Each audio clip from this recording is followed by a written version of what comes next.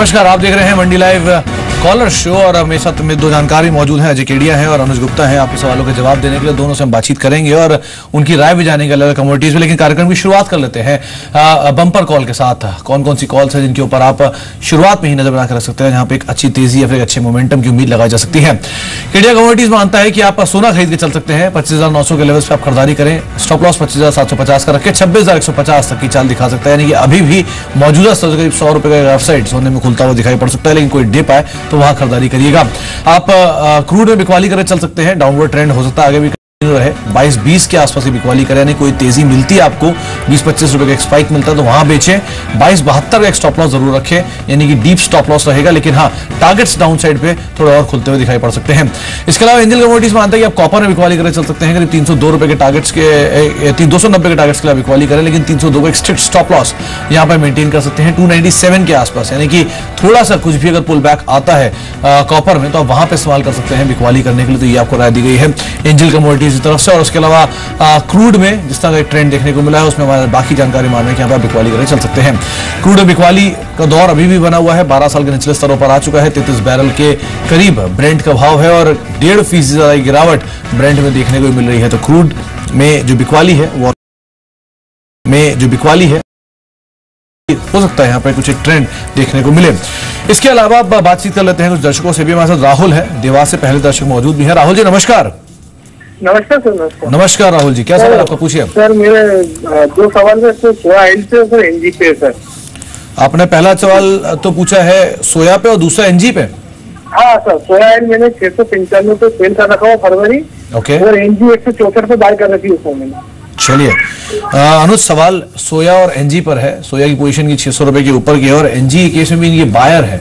Level नहीं clear, लेकिन हाँ फिर बाइंग करना एनजी में अपने आप में एक बड़ा रिस्क है। आप क्या राय रखते हैं दोनों पर? देखिए, सोया ऑयल में अगर देखें तो मार्केट का जो ट्रेंड है वो डाउन है। मुझे लगता है कि अभी और इसमें गिरावट देखने को मिल सकती है और हमें एक्सपेक्टेड है कि नीचे करीबन 590 के आसपास तक के लेवल देखने को मिल सकते हैं।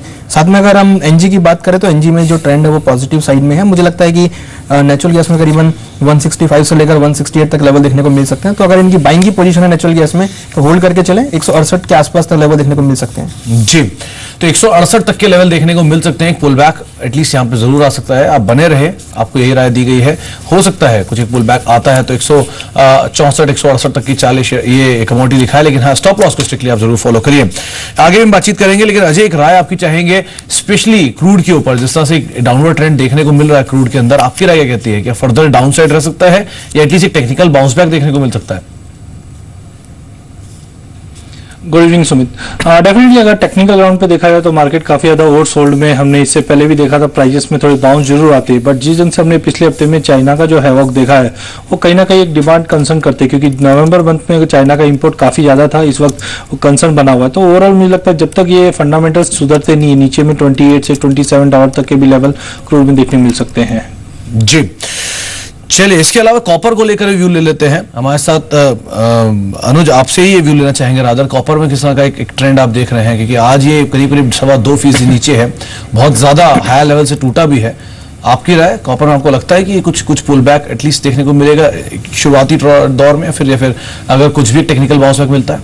देखिए, अगर हम करंट लेवल की बात करें तो डेफिनेटली मार्केट ओवरसोल्ड कैटेगरी में है। मुझे लगता है कि यहाँ से पुल बैक आ सकता है, बट जैसा कि ट्रेंड डाउन है तो मुझे लगता नहीं कि पुल बैक में यहाँ पर कुछ बाइंग करके चलना चाहिए। अगर भाव यहाँ से थोड़ा बाउंस लेकर करीबन 296-97 के आसपास मिलते हैं तो वहाँ सेल करके चले। हमें लगता है कि 290 तक लेवल देखने को मिल सकते हैं, क्योंकि अगर हम देखें तो फंडामेंटल भी काफी वीकनेस में है और टेक्निकल में भी इसने 300 का लेवल अब ब्रीच किया है। तो मुझे लगता है कि ओवरऑल जो कॉपर का ट्रेंड है वो डाउन रहेगा, तो बिकवाली करके चल सकते हैं। जी, दिनेश से बातचीत कर लेते हैं। दिनेश जी नमस्कार। दिनेश आप सुन पा रहे हैं? चलिए शायद संपर्क नहीं हो पा रहा, लेकिन कपास को लेकर इनका सवाल था। खरीदारी की पोजीशन है, बिकवाली की इस पे बहुत ज्यादा आइडिया नहीं है। लेकिन अजय, कपास पे कोई आप राय देना चाहेंगे? जिस तरह का ट्रेंड देखने को मिल रहा है, आज फ्लैट है, इस फ्लैट ट्रेड के बावजूद या फिर M6 पर करीब 3-3.5% गिरावट है। इस तरह के ट्रेंड के बावजूद यहाँ पे क्या किस तरह पोजीशन रखनी चाहिए? अगर बिकवाली करके चल रहे हैं तो कहाँ स्टॉप लॉस रखें? खरीदारी करना चाहते हैं तो कहाँ स्टॉप लॉस रखें? क्या रणनीति रखें कपास पे? नहीं, पर्टिकुलर कपास की बात करें तो नो डाउट पिछले हफ्ते में हमने काफी अच्छी तेजी देखी, ऑलमोस्ट हमने 900 का भी लेवल पार होते हुए देखा, बट पिछले 4 सेशन से मार्केट में एक प्रॉफिट बुकिंग है, वो मुझे लगता है कि कल और परसों के सेशन में कंटिन्यू रह सकती है। बट ओवरऑल मुझे लगता है कि 825 828 के नीचे प्राइसेस जाने ही नहीं चाहिए। जिस ढंग से हमने पंजाब में और आंध्र प्रदेश बेल्ट में क्रॉप डैमेजेस देखे हैं, तो कहीं ना कहीं लो लेवल पे बाइंग फिर से लौटती हुई दिखाई देगी, जो करीबन 880 से 900 का लेवल 15-20 जनवरी के करीब मिल जाएगा। तो अगर लॉन्ग है तो इनको होल्ड करके चलना चाहिए। सागर से मौजूद है मनीष जी, नमस्कार। नमस्कार सर। जी मनीष जी, क्या सवाल है वो पूछिए। सर मैं चने के आउटलुक जानना चाह रहा था सर। आपने ले रखा है, खरीद रखा है? हाँ सर, मेरे पास फिजिकल किस लेवल पे? अच्छा, फिजिकल पे आपने ले रखा है, ओके। अनुज, इनका सवाल चने पर है। अगर रकबा ही बढ़ा है इसका और जो आवक है वो भी बढ़ते हुए दिखाई पड़ी है, आपकी राय क्या कहती है? चने में जिस तरह का ट्रेड शुरुआती दौर में था, अब उस तरह से करीब आधा फीसदी 1% ऊपर आ चुका है, आप क्या कर सकते हैं? और देखिए, इसमें लोअर लेवल से बाइंग आई है, मुझे लगता है कि ये बाइंग 1 या 2 दिन और सस्टेन हो सकती है, क्योंकि यहाँ वॉल्यूम कुछ बढ़ते हुए नजर आए हैं। हालांकि ट्रेंड अभी भी डाउन है, बट अगर इसको 1 दिन के पर्सपेक्टिव से मींस अगर कल के ट्रेडिंग सेशन में ट्रेड करना है तो मुझे लगता है कि बाय करके चल सकते हैं करीबन 4400 के आसपास। ऊपर टारगेट करीबन 4480 तक मिल सकता है। मगर अगर किसी को पोजिशनल ट्रेड करना है तो वेट करें, प्राइस अगर 4500 की रेंज में मिलते हैं तो हम इक्वाली करके चलें। हमें लगता है कि पोजिशनल टारगेट नीचे करीबन 4300 तक देखने को मिल सकता है। ओके अजय, एक व्यू आपका करेंसी पर भी चाहेंगे। इस तरह से इक्वेशन है डॉलर रुपये की, स्पेशली रुपया कमजोर खुलने के बाद ऊपरी लेवल पे फिर डॉलर बेचने की खबरें भी आई आरबीआई की तरफ से। आपकी राय क्या कहती है, किस तरफ ट्रेंड आप देख रहे हैं रुपए का? नहीं, ग्लोबली जिस ढंग से डॉलर इंडेक्स में हमने लास्ट क्वार्टर में काफी अच्छा परफॉर्मेंस देखा, तो मुझे लगता है रुपये का आउटलुक फर्स्ट क्वार्टर के लिए काफी वीक है, जो हम 67.40 तक देख रहे हैं। बट पिछले 2-3 बार हमने देखा 67 के ऊपर 67 के नीचे सस्टेन नहीं कर पा रहा है। तो टाइमिंग मुझे लगता है अगर कल के सेशन की बात करें तो 6680 से लेकर 6705 के बीच में रहेगा। ओवरऑल लोअर लेवल से मुझे लगता है कि रुपए में वीकनेस ही कंटिन्यू रहेगी। जी, गौरव से बातचीत कर लेते हैं जबलपुर से। गौरव जी नमस्कार। नमस्कार सर। नमस्कार गौरव जी, क्या सवाल आपका पूछिए। सर मैंने एल्यूमिनियम अभी 99 पे बाय किया है। ओके, तो मैं इसको इंट्राडे या एक दिन होल्ड कर सकता हूँ अगर ऊपर के टारगेट हो तो? ओके अनुज, सवाल एल्यूमिनियम पर है। जिस तरह से कॉपर का ट्रेंड है, क्या उसी तरह से ही बाकी बेस मेटल भी परफॉर्म करेंगे, या फिर आपको लगता है कि एल्यूमिनियम में कुछ एक 8-सवा% गिरावट है, कुछ तेजी देखने को मिल सकती है? सुमित जी, बिल्कुल जैसा बेस मेटल में कॉपर का ट्रेंड है वैसे ही एल्यूमिनियम का ट्रेंड भी है। मुझे लगता है कि जो उन्होंने बाइंग किया है, इसको एक बार अगर बाउंस मिलता है करीबन 99.50 तक तो वहां बुक कर लें। अदरवाइज हमें लगता है कि इसमें करेक्शन देखने को ही मिलेगा। तो एक बार अगर कॉस्ट टू कॉस्ट मिले एग्जिट कर लें, मुझे लगता है कि नीचे 98 रुपीज तक लेवल देखने को मिल सकते हैं। तो बाइंग साइड में रहना थोड़ा नुकसानदेह हो सकता है। ऊपर आए तो भाव शॉर्ट करके चलें। जी, चलिए आगे भी हम दर्शकों से बातचीत करेंगे, लेकिन फिलहाल वक्त हो गया रैपिड फायर राउंड का।